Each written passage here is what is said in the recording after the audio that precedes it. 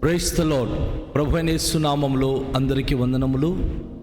యేసయ్య మాటను ఈ కార్యక్రమాన్ని వీక్షించడానికి ప్రేమతో నేను మిమ్మల్ని ఆహ్వానిస్తున్నాను. ఈ దినము లూకాసు వార్త 21వ అధ్యాయము 20వ వచనము నుండి 28 వచనాల వరకు మనము ధ్యానించుకుందాం. యెరూషలేము దండ్ల చేత చుట్టబడుట మీరు చూచునప్పుడు దాని నాశనము సమీపమై ఉన్నదని తెలుసుకొనుడి. అప్పుడు యూదయలో ఉండువారు కొండలకు పారిపోవలెను, దాని మధ్య నుండి వారు వెలుపలికి పోవలెను, పల్లెటూళ్ళలోని వారు దానిలో ప్రవేశింపకూడదు. లేఖనములో వ్రాయబడినవన్నీ నెరవేరుటకై అవి ప్రతి దండన దినములు. ఆ దినములలో గర్విణులకును పాలిచ్చు వారికిని శ్రమ, భూమి మీద మిక్కిలి ఇబ్బందియు ఈ ప్రజల మీద కోపమును వచ్చును. వారు కత్తివాత కూలుదురు, చెరపట్టబడిన వారై సమస్తమైన జనముల మధ్యను పారిపోవుదురు.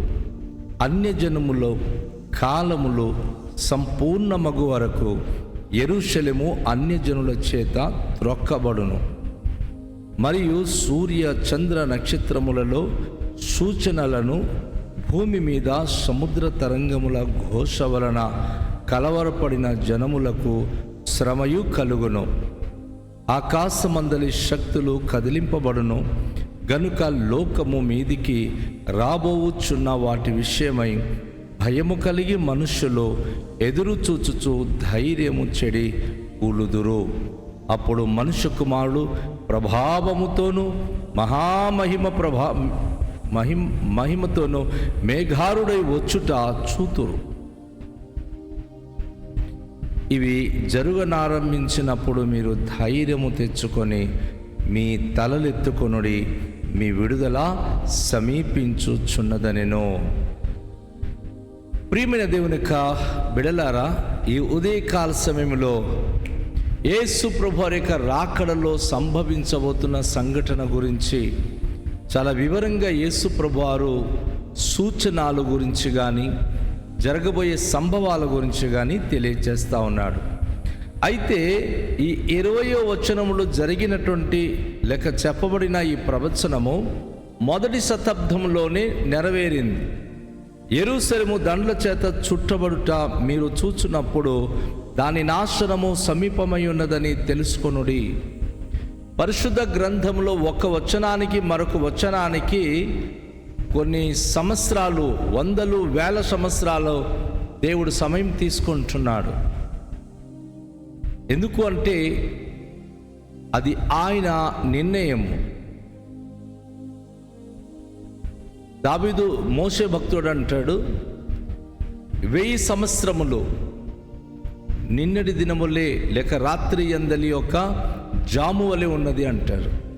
ఇక్కడ యెరూషలేము దండ్ల చేత చుట్టబట్ట మీరు చూచినప్పుడు దాని నాశనము సమీపమై ఉన్నదని తెలుసుకొనుడి. యేసు ప్రభు దినాల్లో యెరూషలేములో యాజకులు ఉండేవారు, పరిసయ్యులు ఉండేవారు, శాస్త్రులు ఉండేవారు. అనేక విధాలుగా దేవుని ప్రజలు ఏడాదికి ఒకసారి వెళ్ళి అక్కడ ప్రథమ ఫలాల పండుగ, పస్క పండుగ, ఇలాంటి అనేకమైన పండుగలు నిర్వహిస్తూ యెరూషలేమందు ప్రభువును ఆరాధించి వచ్చే ఆ గొప్ప అద్భుతమైన దినాలవి.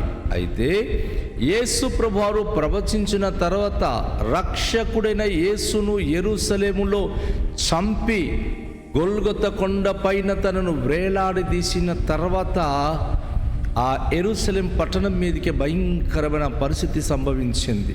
అదే యెరూషలేము దండ్ల చేత చుట్టబట్ట మీరు చూస్తారు అని ప్రభు చెప్పారు కదా. రోమన్ ప్రభుత్వం వారు, రోమా చక్రవర్తి వారు, నిరో చక్రవర్తి వారు యెరూషలేము సర్వనాశనము చేసేయాలని దండ్ల చేత తొక్కించి మరి అనేక విధ్వంసమును సృష్టించారు. చాలా దారుణమైన పరిస్థితులు అక్కడ సంభవించింది. అలా ఒకరి తర్వాత ఒకరు యెరూషలేము మీదకి దాడి చేస్తూ ఇప్పుడు అది ఇస్లామిక్ ప్రజల దగ్గర వారి స్వాధీనంలో ఉంది. అయితే అంతము వెంటనే ఎందుకు రాలేదని అనుకోవచ్చు. యేసు ప్రభువారు ఏం చెప్పారు ఇక్కడ? ఈ వచనాలు మనం చూస్తున్నప్పుడు, అప్పుడు యూదేయులు ఉండువారు కొందరు కొండకు పారిపోవలెను, దాని మధ్య నుండి వారు వెలుపలికి పోవలెను, పల్లెటూళ్ళల్లోని వారు దానిలో ప్రవేశింపకూడదు. ఎందుకంటే యెరూషలేము చుట్టూ ఆవరించి, శత్రుముఖాలు ఆవరించి, ఆ రోజుల్లో చాలామందికి నీరో చక్రవర్తి ఎలాంటి దౌర్భాగ్యమైనటువంటి పని చేశాడు అంటే, తన పట్టణానికి, తన నగరామునకు ఆయనే నిప్పంటించి అది యూదుల మీదకి, ఇశ్రాయేలు మీదకి తోశారు. కాబట్టి కనబడిన ప్రతి యూదులకు వారు పట్టుకొని భయంకరంగా హింసించారు. చాలా విధాలుగా వారికి నాశనం చేశారు. అప్పుడు యూదులో ఉన్నటువంటి అనేక మంది కొండలకు పారిపోయారు, అనేక మంది వెలుపటికి పారిపోయారు, ఆయా పల్లెల్లోనికి వెళ్ళిపోయారు. ఎవరు కూడాను యెరూషలేము సమీపంలో ఉండడానికి ధైర్య సాహసాలు చేయలేకపోయారు. కనబడిన ప్రతి యూదులకు వారు సంహరించుకుంటూ వెళ్ళారు. లేఖనములో వ్రాయబడినవన్నీ నెరవేరుటకై ఇవి ప్రతి దండన దినము, అంటే తమ రక్షకుడైన ప్రభువును చంపిన యెరూషలేము ప్రజలు అక్కడ భయంకరమైనటువంటి ప్రతిదండన ఎదుర్కోవాల్సిన పరిస్థితి వచ్చింది. వారు ఆ పట్టణాన్ని విడివవలసి వచ్చింది, ఆ ప్రాంతాన్ని విడివవలసి వచ్చింది. యేసు ప్రభువారు చెప్పారు, ఈ దేవాలయాన్ని మీరు గనుక నాశనం చేస్తే 3వ దినాన తిరిగి కడతారని తన శరీరం గురించి ఆయన తెలియచేసినప్పుడు వారందరూ, అయ్యో 46 సంవత్సరాలు కట్టిన ఈ దేవాలయమును ఈయన 3 రోజులు కడతాడా అని చెప్పి అపహాస్యము చేసి యేసును శిలువ మీద చంపి ఉమ్ము వేశారు. దానికి ప్రతిదండనగా యెరూషలేము మొత్తం విడువబడింది. యేసు ప్రభుని వెలుపలికి తోలివేసినటువంటి యూదులు ఇప్పుడు వారే ఆ పట్టణాన్ని వదిలిపెట్టి, యెరూషలేము విడిచిపెట్టి అనేక ప్రాంతానికి పారిపోవాల్సి వచ్చింది. అద్భుతమైనటువంటి ప్రతిదండన దినం అది. ఆ దినములలో గర్విణులు, పాలిచ్చు వారికి శ్రమ, భూమి మీద మిక్కిలి ఇబ్బందియు, ఈ ప్రజల మీదికి కోపమును వచ్చును. యేసు ప్రభువారు చెప్పిన ప్రతి మాట మొదటి శతాబ్దంలో అది నెరవేరింది. చాలామంది గర్విణులు ఎంతో బాధపడ్డారు, పాలిచ్చు వారు శ్రమపడ్డారు. ఎందుకంటే తమ చంటి బిడ్డలను తీసుకుని వెళ్ళి ఆ సింహాలకు, తోడులకు ఈ రోమియోలు ఇచ్చి ఆ తల్లిదండ్రులకు హింసిస్తున్నప్పుడు ఆ వేదన మామూలుగా లేదు. మిక్కిలి ఇబ్బందియు, ఈ ప్రజల మీద దేవునికి కోపము వచ్చినటువంటి దినము ఆ దినము. అయితే యేసు ప్రభువారు తెలియచేసిన విషయాన్ని మనం గమనించినప్పుడు, వారు కత్తి వాత కూలుదురు, చెరపట్టబడిన వారై సమస్తమైన అన్యజనుల మధ్యకు పోవుదురు. ఈ ప్రవచనము మొదటి శతాబ్దంలో యెరూషలేములో ఉన్న యూదుల మీదకి జరిగిందండి. ఎంతోమంది యూదులు చంపబడ్డారు, అనేక మంది చెరపట్టబడి ఆయా స్థలానికి పారిపోయారు, అన్యజనం మధ్యకి వారు పారిపోయారు. అయితే అద్భుతమైన ప్రవచన వాక్యం ఇక్కడ యేసయ్య మనలను గురించి చెప్పాడు. ఏమని? అన్యజనముల కాలములు సంపూర్ణమగు వరకు యెరూషలేము అన్యజనముల చేత త్రొక్కబడును. యేసును విసర్జించి సిలువలో చంపి యేసును హతమార్చిన ఇశ్రాయేలు యూదుల జనాంగము ఆ యెరూషలేమును విడువబడింది.